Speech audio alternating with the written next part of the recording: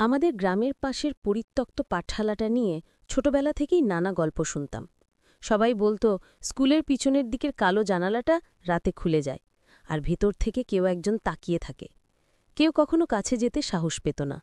স্কুলটা বন্ধ হয়ে গেছে বহু বছর, তবু সেই জানালা নিয়ে ভয় সবসময়ই রয়ে গেছে। গত শীতের ছুটিতে আমি গ্রামের বাড়ি গেলে বন্ধু তানিম বলল, চল আজ রাতে কালো জানালার রহস্যটা দেখি। এতদিনের গল্প কি সত্যি নাকি স্রেফ গুজব? আমি প্রথমে রাজি হইনি, কিন্তু কৌতূহলটা এতটাই ছিল যে শেষ পর্যন্ত রাজি হয়ে গেলাম। ঠিক হলো বড়জোর আধ ঘণ্টা দেখব, তারপর ফিরে আসব। রাত তখন 12:30।